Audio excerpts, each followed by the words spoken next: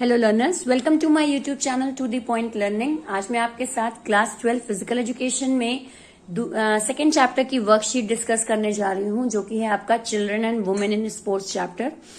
उसकी worksheet discuss करेंगे। उससे पहले मैंने चैप्टर 1 प्लानिंग इन स्पोर्ट्स की वर्कशीट भी आपके साथ डिस्कस की थी।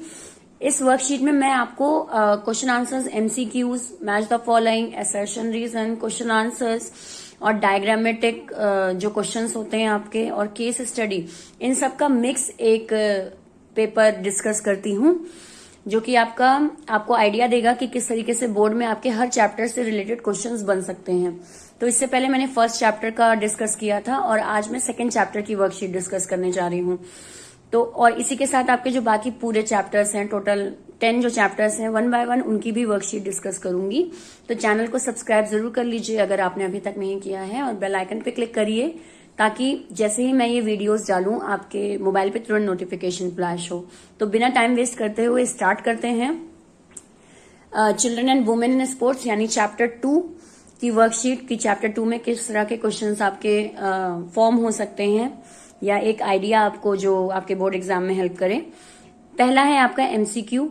सो scoliosis can be corrected bye swimming using dash stroke technique.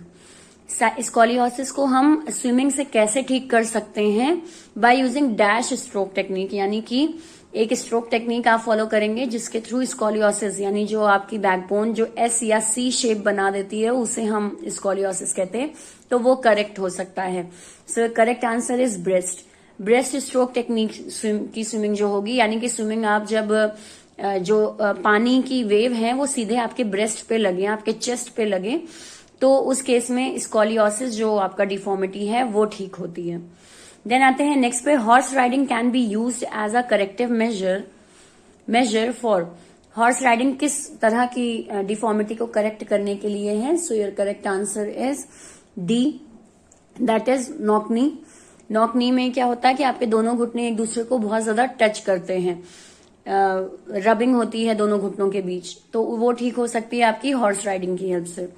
Next move on to third, dash is a deformity in which there is no arch in the foot. इस deformity में आपकी जो foot है, जो आपका जो तलवा है, उसमें कोई भी आर्क नहीं होता, कोई भी कर्व नहीं बनता, उस तरह की डिफॉर्मिटी को हम क्या कहते हैं? So your answer is flat foot. Next आते हैं, swimming is exercise to correct. Swimming किस तरह की एक्सरसाइज, किस तरह की डिफॉर्मिटी को करेक्ट करने के लिए है? So your correct answer is kyphosis, lordosis, scoliosis या all of these. So your correct answer is all of these. अभी ऊपर हमने देखा स्कॉलियोसिस के लिए स्विमिंग कर रहे हैं, बट आपके तीनों ही स्पाइनल कॉर्ड से रिलेटेड जो भी स्पाइनल कर्वेचर से रिलेटेड जो भी डिफॉर्मिटी है आपकी, वो सारी आपकी with the help of swimming ठीक होती है। Next, which of these is not a component of female athlete triad. इसमें से कौन सा एक कॉम्पोनेंट आपका फीमेल एथलीट ट्रायड का नहीं है? So your correct answer is disorder eating. Disorder eating आपका फीमेल एथलीट ट्रायड में नहीं आता। एनीमिया बेसिकली अगर हम देखें तो is not a component, okay, is not a component बता रहा है, okay fine. Answer is anaemia. Anaemia नहीं आएगा, ये नहीं है, डिसऑर्डर ईटिंग नहीं है। डिसऑर्डर ईटिंग तो आपका इंक्लूडेड है फीमेल एथलीट ट्रायड में। एमनोरिया, ऑस्टियोपोरोसिस और डिसऑर्डर ईटिंग, ये 3 चीजें होती हैं। एनीमिया जो है वो इसमें काउंट नहीं होता फीमेल एथलीट ट्रायड में। So correct answer is A. Next move on to question number 6, match the following है। आपको अलग अलग डिफॉर्मिटीज को मैच करना है उनके मीनिंग से। सो your correct answer will B D option. मिला के देख लेते हैं हम।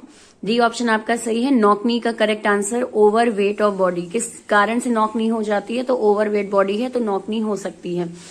देन आपका bow legs, forcing babies to walk at early age. Bow legs का मतलब होता है दोनों घुटनों का बहुत ज्यादा फार एक दूसरे से होना, तो बिल्कुल बोलेक्स के केस में आपका बहुत छोटी उम्र में बच्चों को अगर जो चलने वाले नहीं है, अर्ली एज में ही आप उनको जबरदस्ती वॉक कराएं तो ये प्रॉब्लम क्रिएट हो जाती है।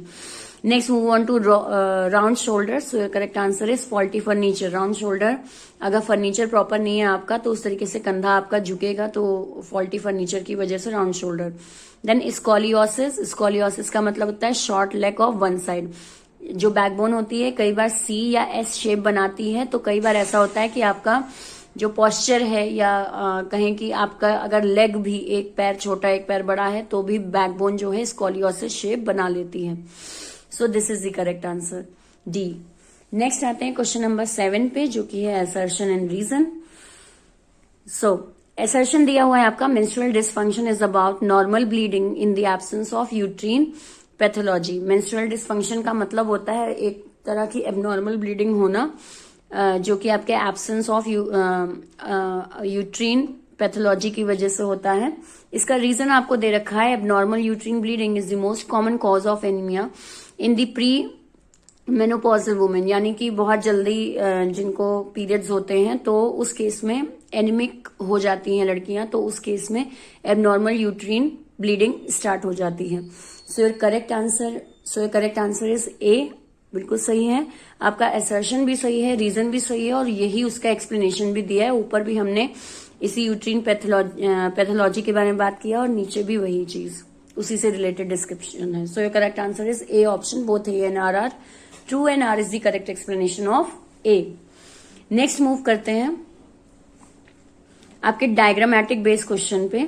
Identify the posture deformity which can be corrected by practising given exercise and write the names. आपको एक्सरसाइज की फोटो देखनी है और बताना है कि कौन सी डिफॉर्मिटी को करेक्ट करने के लिए आपकी एक्सरसाइज है।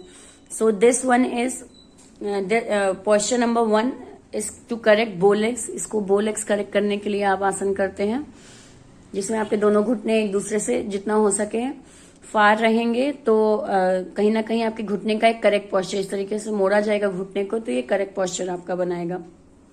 देन आते हैं नेक्स्ट पे बी आपका जो है ये धनुरासन फॉर्म हो रहा है और ये आपके राउंड शोल्डर को ठीक करने के लिए होता है। So this is for round shoulder. Then next move on to figure number C. इस तरह की जो आपकी एक्सरसाइज है ये आपके लॉर्डोसिस को क्लियर करेगी, ठीक करेगी, क्योंकि स्पाइनल से रिलेटेड प्रॉब्लम होगी, बैकबोन से रिलेटेड प्रॉब्लम, तो बैकबोन इसमें बिल्कुल सीधी हो रही है। So your correct answer is lordosis. Next D जो है आपका, ये जनरली फ्लैट फुट, उसमें बताया गया है कि फ्लैट फुट है तो आप अपने आगे की उंगलियां जो हैं पैर की उससे थोड़े छोटे से पेबल्स उठाने की कोशिश करें और उसको पिकअप करें तो ये कर्व बनना शुरू हो जाएगा पैर में। तो ये चीज आपकी फ्लैट फुट के लिए दी हुई है, corrective measures.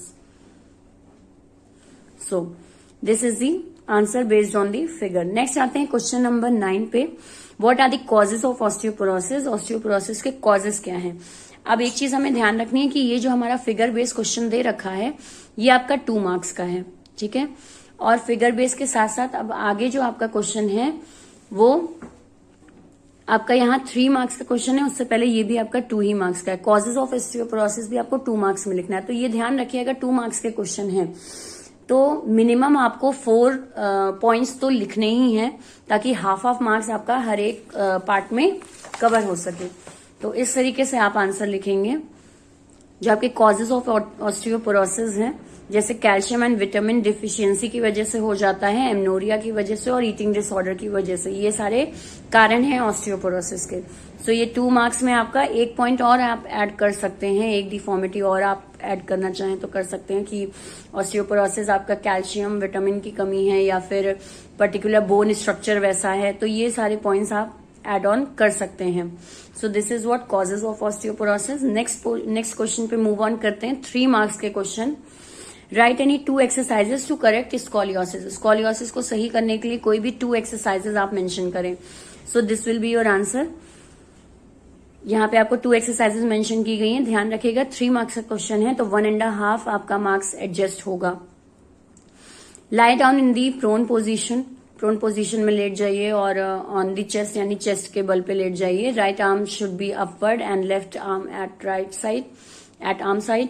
After that move right arm towards, यानी कि आपको 2 करेक्टिव मेजर स्कॉलियोसिस के दिए हैं हुए, जैसे आपका धनुरासन वगैरह भी आपके स्कॉलियोसिस को करेक्ट करेगा। तो आपको 2 एक्सरसाइजेस मेंशन करनी होगी। एक चीज और ध्यान दीजिएगा, जब एक्सरसाइज कह रहा है तो कोशिश करिए कि आप आसन नहीं मेंशन करेंगे। अगर कुछ नहीं आ रहा है एग्जाम में तो आप आसन मेंशन कर दीजिए, अदरवाइज एक्सरसाइज पूछ रहा है तो आप किसी तरह की एक्सरसाइज ही मेंशन करेंगे, वहां फिर सिंपली आप आसन का नाम लिख के नहीं आ जाएंगे। तो ये चीज ध्यान में रखिएगा। जैसे यहाँ पे आपको दे रखा है तो यहाँ पे एक्सरसाइज दे रखी है, देन आते हैं क्वेश्चन नंबर 11 पे।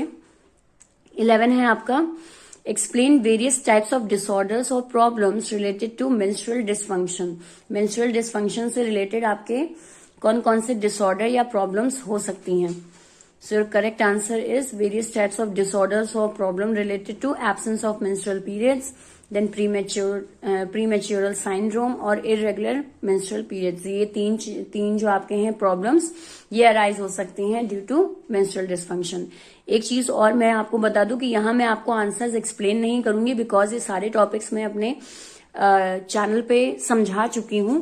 तो अगर आपको इनमें से कोई भी पॉइंट क्लियर नहीं है या कोई टॉपिक क्लियर नहीं है, तो आप मेरी क्लास 12 फिजिकल एजुकेशन की प्लेलिस्ट में जाकर वो वीडियोस देख सकते हैं। टॉपिक वाइज वीडियो बना है, तो वहां से आपको आसानी होगी कि जिस टॉपिक में आपको दिक्कत है आप वो वीडियो देख लीजिए। तो इसीलिए मैं यहाँ केवल आपको आइडिया दे रही हूँ कि आपको हर मार्क्स के क्वेश्चन में कितना लिखना है और किस तरीके से आपका आंसर होना चाहिए। बाकी एक्सप्लेनेशन ऑलरेडी मैं अपने वीडियोस पे दे चुकी हूँ, और अगर आप चाहते हैं कि किसी टॉपिक पे आपको एक्सप्लेनेशन चाहिए तो आप मुझे कमेंट सेक्शन में लिखिए, तो मैं उस टॉपिक से रिलेटेड पर्टिकुलर वीडियो जरूर बना दूंगी। तो ये आपका 3 मार्क्स का है। 3 तरह की टाइप्स ऑफ डिफॉर्मिटी आपको लिखनी है और अच्छा खासा उसका एक्सप्लेनेशन होना चाहिए, तब जाके आपका हर एक पॉइंट 1 मार्क्स गेन करेगा। नेक्स्ट मूव ऑन करते हैं क्वेश्चन नंबर 12 पे। Name the deformity of spine, explain any one in detail. Spine से रिलेटेड कोई डिफॉर्मिटी बताइए और उसे डिटेल में बताइए। सो स्पाइन से रिलेटेड हमारी 3 डिफॉर्मिटी होती है, स्कॉलियोसिस, लॉर्डोसिस और किम्फोसिस। उनमें से कोई भी एक आपको एक्सप्लेन कर देनी है, जैसे यहाँ पे इन्होंने किया है। The deformities related to spine, इन्होंने तीनों का नाम बताया है, वो आपको बताना है, इसका 1 मार्क्स कैरी होगा। इसके बाद आते हैं स्कॉलियोसिस को इन्होंने अच्छे से एक्सप्लेन कर दिया है along with causes and exercise. थोड़ा सा कॉजेज भी बता दिए, एक्सरसाइज भी बता दी और साथ ही साथ मीनिंग भी स्कॉलियोसिस का डिफाइन किया है। सो इस तरीके से आपका ये 5 मार्क्स का क्वेश्चन 3 मार्क्स का क्वेश्चन आपका कवर होगा। नेक्स्ट मूव ऑन करते हैं 5 मार्क्स के क्वेश्चन में। So suggest any 5 exercises as corrective measure for kyphosis and lordosis. Kyphosis और लॉर्डोसिस को ठीक करने के लिए आपकी कौन सी करेक्टिव मेजर्स ऑफ एक्सरसाइजेज हैं, वो आपको यहाँ बतानी है। So this is the answer which you will going to write. Corrective measures for किम्फोसिस आपको इस तरीके से बताने हैं 5, क्योंकि 5 मार्क्स का क्वेश्चन है तो 5 पॉइंट्स आपके कवर होने चाहिए दोनों ही तरह की डिफॉर्मिटी में। यहाँ पे किम्फोसिस के भी आपको 5 बताए गए हैं और लॉर्डोसिस के भी 5 बताए गए हैं। तो इस तरीके से यहाँ तो इन्होंने टोटल 7 पॉइंट्स लिखे हैं, बट आप 5 बता सकते हैं। एक चीज और ध्यान रखिएगा कि 5 मार्क्स के क्वेश्चन में, अब आप कहेंगे मैम 5 मार्क्स का क्वेश्चन है तो हम 2-2 पॉइंट भी तो दे सकते थे। नहीं, क्योंकि आपके पॉइंट्स यहाँ पे छोटे हैं तो इसलिए जरूरी है कि आप ज्यादा पॉइंट दें। अगर आपके पास लिखने को बहुत कुछ नहीं है तो पॉइंट्स की नंबरिंग आपकी ज्यादा होनी चाहिए, ताकि अच्छे खासे आपको मार्क्स गेन हो, मार्क्स कहीं कट ना हो। और अगर आपके पास एक्सप्लेनेशन बहुत अच्छा है तो आप हर पॉइंट को हेडिंग बनाकर तब उसे एक्सप्लेन करें, तो वो भी एक अच्छा ऑप्शन होता है आपके लॉन्ग में प्रेजेंट करने के लिए आंसर। नेक्स्ट मूव ऑन करते हैं फिगर बेस्ड क्वेश्चंस या केस बेस्ड क्वेश्चन, जिसको हम कहते हैं कि एक केस आपको दे रखा होता है और उस पर आपको आंसर करना होता है। तो इस तरीके का है, read the passage and answer the questions. आपको पैसेज रीड करना है और आंसर करना है क्वेश्चंस का। Posture plays a very significant role in our daily activities. Posture जो है वो हमारी डेली एक्टिविटी में बहुत इंपॉर्टेंट रोल प्ले करता है। Correct posture means the balancing body in accurate and proper manner. एक सही पोस्चर जो है वो हमारी बॉडी को बैलेंस करता है और एक प्रॉपर मैनर में रखता है। Various types of postural deformity can be identified in individual. Individuals में कई तरह की डिफॉर्मिटीज पाई जाती हैं। उसके बाद आपको ये 3 फिगर दे रखी हैं। अब इन 3 फिगर के बेस पर आपको आंसर करने हैं। From the above given picture the deformity shown in the middle is caused due to. जो यहाँ मिडिल जो आपकी फिगर बनी है, इसमें कौन सी डिफॉर्मिटी दिखाई गई, ये डिफॉर्मिटी किस चीज की कमी से हो जाती है, यानी डेफिशिएंसी से। तो ये जो डिफॉर्मिटी दिखाई है हमें, ये तो नौकनी है, और नौकनी किस वजह से हो जाती है, तो उसका एक कॉज आपको दे रखा है, आयरन, कैल्शियम, विटामिन डी या both B and C. So your correct answer is both B and C, यानी आयरन और कैल्शियम दोनों की कमी से जो नौकनी है वो आपका हो सकता है। So your correct answer is D. Next, walking on the inner as. Walking on the inner as of the feet can be remedy for, अगर हम पैर अंदर की ओर करके चल रहे हैं तो ये कौन सी तरह की डिफॉर्मिटी हमारी ठीक करेगा? सो करेक्ट आंसर इज बो लेग। बो लेग में क्या होता है कि हमारे घुटने एक दूसरे से बहुत दूर जाते हैं। जब हम पैर अंदर की ओर मोड़कर इनर एज की वे में वॉक करेंगे तो धीरे धीरे घुटनों का जो पोस्चर है वो ठीक हो जाएगा। Then question number 16, the person in the middle is suffering with, ये जो आपकी मिडिल वाली फिगर जो दे रखी है ये किस तरह की डिफॉर्मिटी दिखा रहा है? So correct answer is knock knee, C option is the correct answer. Next, horse riding is the best exercise for correcting this deformity. Horse riding जो है ये आपका किस तरह की डिफॉर्मिटी को करेक्ट करता है? So correct answer will be knock knee. अभी हमने एमसीक्यू में भी डिस्कस किया था कि नॉक नी के लिए हॉर्स राइडिंग करेक्ट एक्सरसाइज होती है। देन नेक्स्ट क्वेश्चन है आपका, परफॉर्मिंग दिस आसन regularly can be a remedy for knock नीज। अगर हम ये आसन करते हैं तो ये आसन हमारी नॉक नी डिफॉर्मिटी को ठीक करेगा। So your correct answer will be padmasana. Padmasana करने से आपका जो नॉक नी है वो ठीक होगा। ताड़ आसन से नहीं होगा क्योंकि ताड़ आसन में दोनों पैर ज्वाइन होते हैं। हल आसन भी नहीं होगा बिकॉज हल आसन में भी आपका दोनों घुटने एक दूसरे से ज्वाइन ही रहते हैं तो नॉक नी नहीं हो पाएगा। वज्र आसन में भी आपके दोनों घुटने ज्वाइन रहते हैं तो वो भी नहीं। तो एक ही एक आसन आपको यहाँ ऑप्शन में दे रखा है, पद्मासन, जिसमें दोनों घुटने एक दूसरे से दूर होते हैं और वही हमें करना है नॉक नी में। So correct answer will be padmasana. तो ये मैंने आपको क्वेश्चंस के आइडिया दिए जिसमें आपका case based, MCQ, assertion, reason, सारे क्वेश्चंस मैंने कवर करने की कोशिश की है। तो आई होप आपको ये चैप्टर 2 से रिलेटेड वर्कशीट अच्छी लगी हो, आपके लिए हेल्पफुल रही हो। ये जितनी वर्कशीट्स मैं डिस्कस कर रही हूँ कोशिश करिए कि आप अपना कोर्स कंप्लीट कर लें, चैप्टर्स आपको क्लियर हो जाएं, तब ये वर्कशीट्स आपको ज्यादा हेल्पफुल लगेंगी ताकि आप मेरे साथ सॉल्व भी करते चले जाएं। इसके बाद मैं चैप्टर 3 की वर्कशीट आपके साथ डिस्कस करूंगी, बट उससे पहले मैं आपके साथ एक वीडियो डिस्कस करूंगी जिसमें मैं आपको ये बताऊंगी कि आपके एग्जाम का पैटर्न क्या है और आपको कौन कौन से पॉइंट्स ध्यान में रखने हैं। वो मिस्टेक्स आप अपने सीबीएसई के बोर्ड एग्जाम में ना करें तो आपको मार्क्स गेन करने में आसानी रहेगी। तो कुछ टिप्स आपके बोर्ड एग्जाम से रिलेटेड दूंगी मैं आने वाले वीडियोस में, तो आप चैनल को सब्सक्राइब जरूर कर लीजिए क्योंकि आपको बोर्ड से रिलेटेड, वाइवा से रिलेटेड, प्रैक्टिकल से रिलेटेड और टॉपिक से रिलेटेड सारी नॉलेज आपको यहाँ इस सब्जेक्ट से रिलेटेड मिलेगी। सो इसीलिए सब्सक्राइब जरूर करिए और ज्यादा से ज्यादा अपने फ्रेंड्स में मेरे चैनल को शेयर करिए ताकि उनको भी टॉपिक्स अच्छे से क्लियर हो पाए। वीडियो पसंद आया हो तो लाइक का बटन क्लिक करें। कोई क्वेरी है आपकी, कोई प्रॉब्लम है तो कमेंट सेक्शन में जरूर लिखें। So thank you and have a nice day.